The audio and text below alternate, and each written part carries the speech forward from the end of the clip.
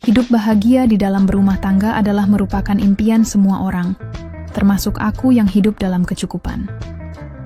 Tetapi siapa yang menyangka bahwasanya bukanlah jaminan orang yang berkecukupan itu akan selalu mendapatkan kebahagiaan di rumah tangganya. Itulah yang aku alami di dalam rumah tanggaku, karena suamiku ternyata tidaklah setia, dan pada akhirnya aku pun jadi tergoda menantuku. Namun, sebelum lanjut ceritanya, bagi teman-teman yang belum tekan tombol subrek, silahkan tekan tombol subrek terlebih dahulu. Kalau sudah subrek, langsung aja kita gas. Berikut cerita lengkapnya. Aku sedikit akan mengulas pengalamanku yang harus jatuh dalam pelukan anak menantuku sendiri. Aku adalah seorang telerbang, di mana kehidupanku sudah cukup mapan. 2 tahun kemarin, aku memutuskan untuk resign dari pekerjaanku karena aku ingin membenahi rumah tanggaku yang selama ini tidak bisa lagi berkomunikasi dengan baik pada suamiku.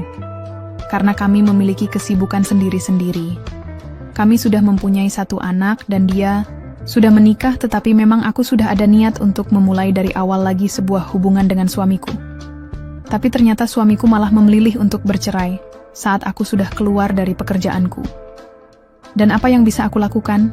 Karena ternyata suamiku di luar sana sudah mempunyai wanita simpanan lain, aku juga tidak bisa menyalahkannya. Karena aku juga sudah tidak begitu antusias ketika mengetahui berita itu, dan semuanya mungkin sudah takdirku. Aku pun mau tidak mau, harus menjalaninya dengan tegar.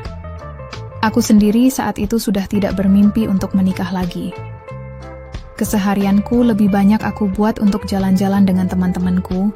Kadang pula aku dan teman-temanku traveling beberapa hari di kota lain untuk menghabiskan waktu dan untuk menyegarkan pikiran. Saat aku pergi kemarin itu, aku menyuruh anakku dan suaminya untuk tinggal di rumahku saja. Aku tidak tega juga kalau melihat mereka harus hidup di kontrakan, jadi menurutku lebih baik dia tinggal di rumahku saja. Sekalian supaya aku tidak semakin merasa kesepian setelah pisah dengan suamiku. Anakku bernama Rindu, 20 tahun, dan suaminya bernama Haris, berusia 21 tahun. Mereka di rumahku tinggal di lantai 2. Suami anakku sungguh sopan dan tahu diri, sehingga aku juga bisa mengandalkannya untuk menjaga rumahku bila aku sedang pergi traveling bersama teman-temanku. Selain itu, Haris juga pembawa berkah bagiku. Saat pagi hari aku sedang malas untuk bangun dari tempat tidurku, karena baru kemarin pulang dari traveling.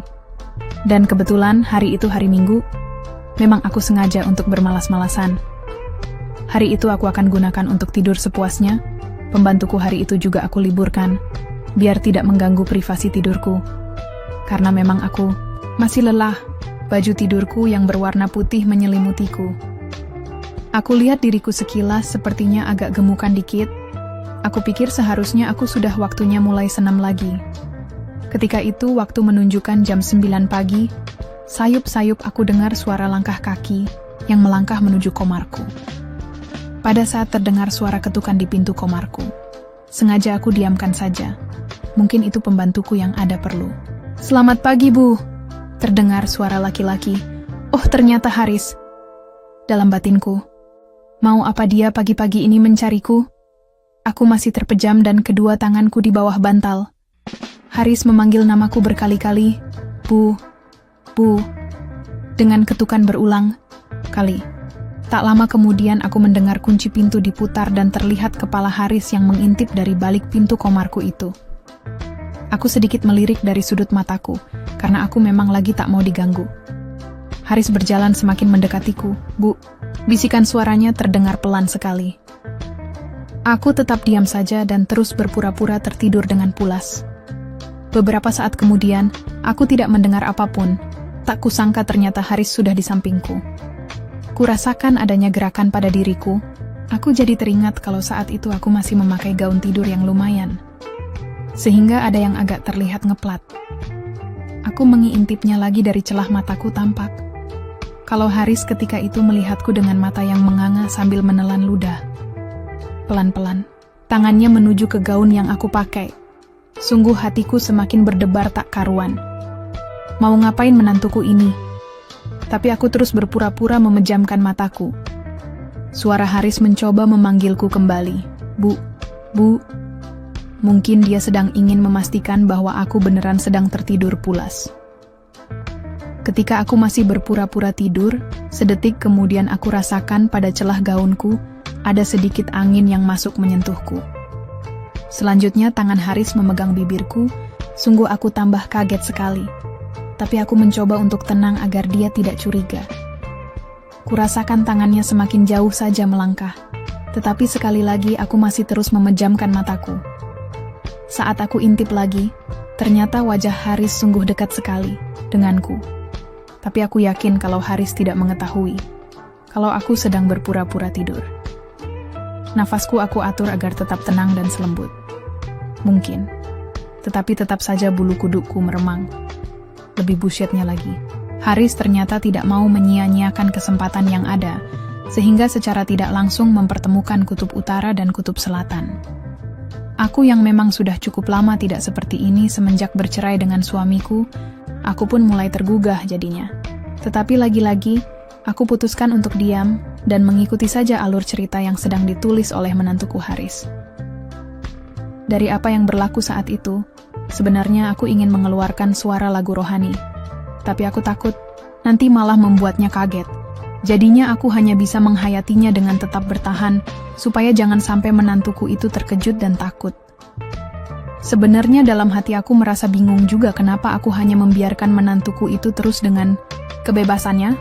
Ya mungkin saja aku saat itu memang sedang mengharapkannya. Dan kebetulan sekali menantuku datang, entahlah. Di saat aku benar-benar merasa sudah tidak sabar lagi, aku putuskan harus segera mengakhiri sandiwaraku. Dengan cepat kubuka kedua mataku, sambil menyentakkan badanku dengan agak keras. Haris, ngapain kamu? Aku pun berusaha bangun dan duduk. Tapi kedua tangan Haris malahan menekan pundakku dengan keras. Tiba-tiba Haris secepat kilat, sudah seperti orang yang kerasukan.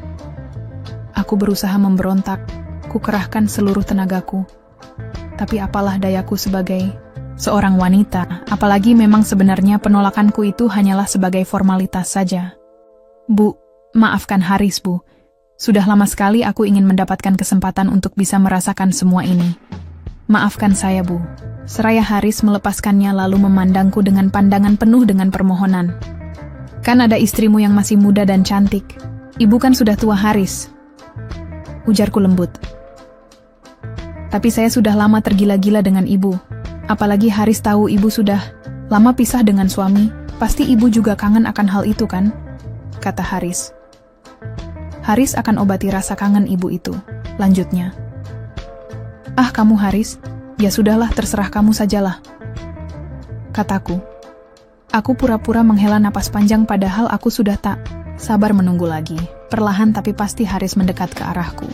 Bu diam saja ya, kata Haris. Aku pun diam melihat tingkah polahnya yang bagai baby. Dan saat itulah aku baru menyadari kalau ternyata menantuku yang jauh lebih muda dari mantan suamiku itu.